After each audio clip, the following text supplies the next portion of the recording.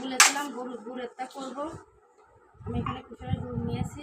আমি লেবু শরবতের মধ্যে কুসুমের গুড় দিয়ে দেবো, দিয়ে আমি একটা বানাবো, দেখবো কেমন হয়। এই গুড়টা খুব ভালো গুড়।